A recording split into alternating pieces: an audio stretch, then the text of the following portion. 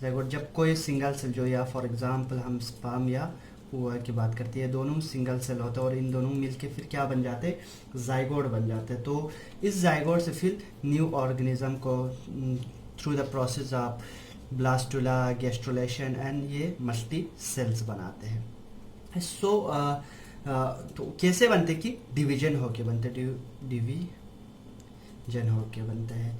तो एक cell theory में एक विर्चोव ने कहा है, विर्चोव क्या कहते हैं, विर्चोव कहते हैं ओमनी सेल्यूला ई सेल्यूला, ई सेल्यूला।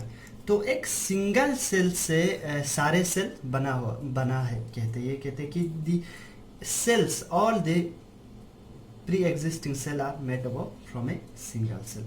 So इस process को, this cyclic change through which the cell divides is called cell cycle. So what is cell cycle? Cell cycle is a cyclic change through which the cell is capable of division.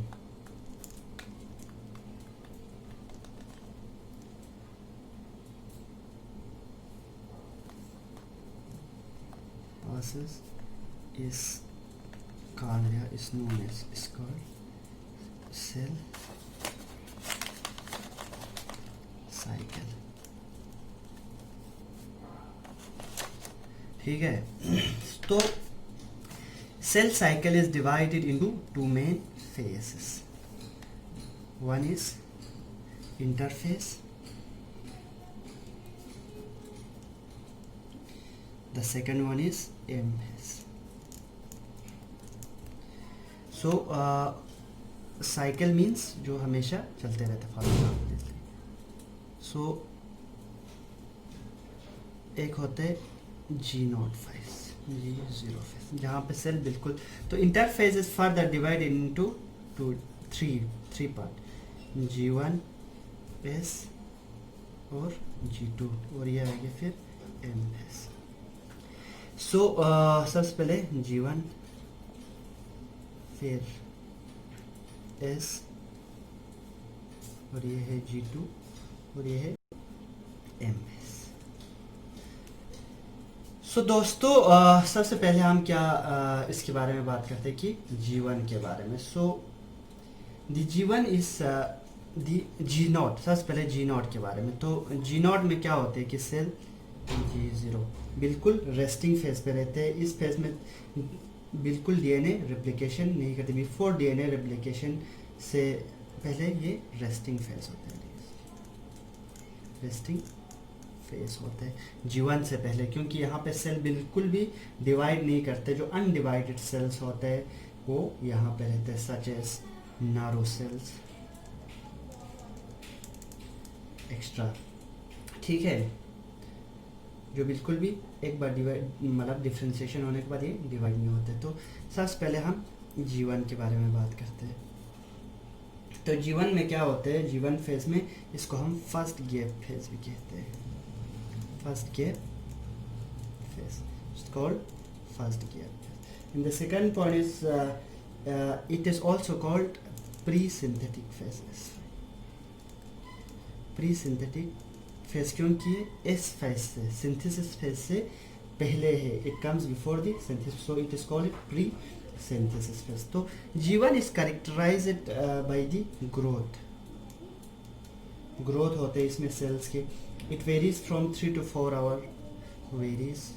तो जब cell divide होते हैं यहाँ पे 3 to 4 our भी रहते हैं, उससे भी ज़्यादा रह सकते हैं, 4 days भी रह सकते हैं, या 4 months भी इसी में रहते हैं, क्योंकि हर जो साइकिल के एंड होते हैं वहाँ पे क्या होते हैं, चेक पोस्ट होते हैं, ठीक है। G1 से अगर इसमें अगर पूरे G1 का फेज में ग्रोथ या वो सब होना है, कंप्लीट हुआ है कि नहीं, तो जब वो होता है तो फिर आगे जाने देते, नहीं तो ये चेक पोस्ट को, या डीएनए पूरा रेप्लिकेट हुआ है कि नहीं, तो इन सब को देखने के बाद ये आगे आगे डीएनए को या सेल को पास ऑन कर देते हैं। तो यहाँ पे हर जगह पे चेक पोस्ट्स होते हैं जो चेक करते हैं कि ग्रोथ अच्छी तरह हुआ कि नहीं, सिंथेसिस अच्छी तरह से हुआ कि नहीं।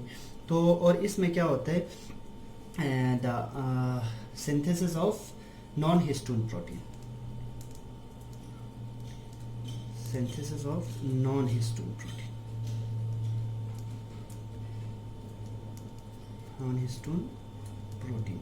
तो इसमें क्या होते हैं, नॉन हिस्टोन प्रोटीन का सिंथेसाइज होता है, सच एस लिपिड्स का भी होता है, और कार्बोहाइड्रेट या न्यूक्लियोप्रोटीन्स, कार्बोहाइड्रेट, ये सब G1 फेज में ही बन जाते हैं।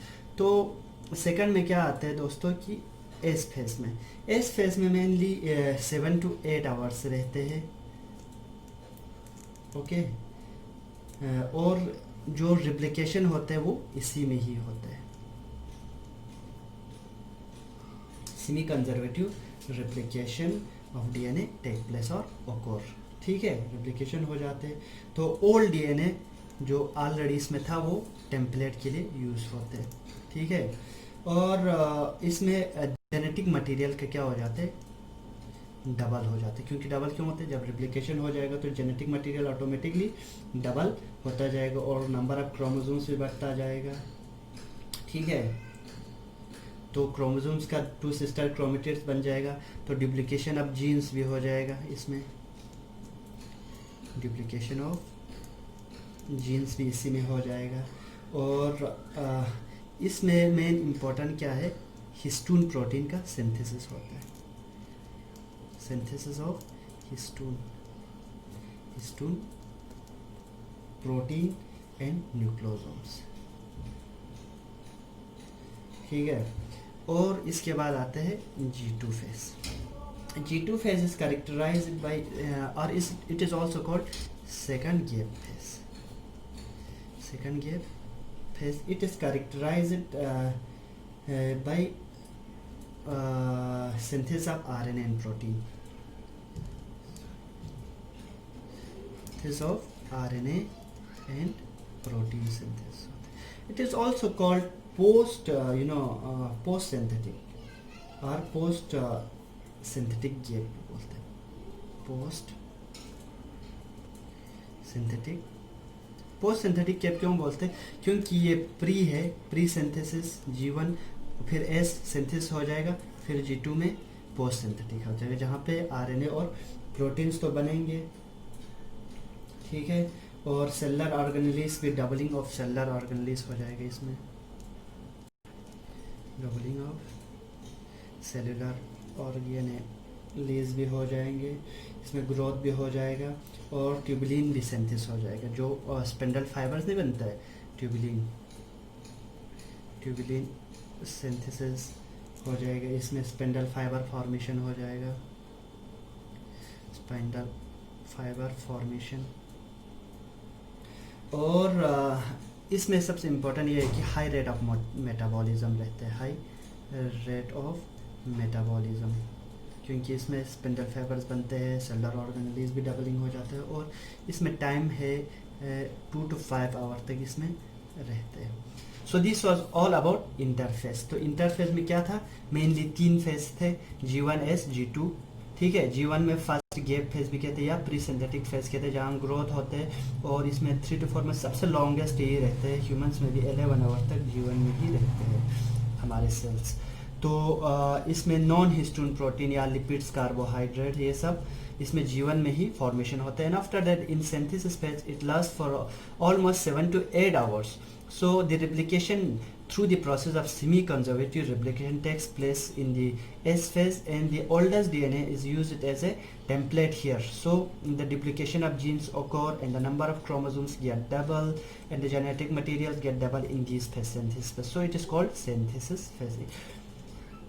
And the synthesis of histone protein and nucleosome is also present, also happens here. So the synthesis of nucleosome and histone happens in the S phase. So G2 is the post synthetic gap phase or second gap phase. The synthesis of RNA and proteins occur here, and the doubling of cellular organelles also occur here, and the tubulin synthesis, spindle fiber formation, and also occur here in this G2 phase. So the high rate of metabolism happens in these phases. This is the properties of G2 phase, and it lasts almost 2 to 5 hours into. So coming to the M phase. M phase is further divided into two types. One is mitosis and the second one is meiosis. Okay, this is all about cell division. So mitosis has a number of steps, like mitosis is prophase, metaphase and telophase. So I will talk about this mitosis and I will explain each and everything, like prophase में क्या होता है, metaphase में क्या होता है, telophase में क्या होता है, in the next lecture.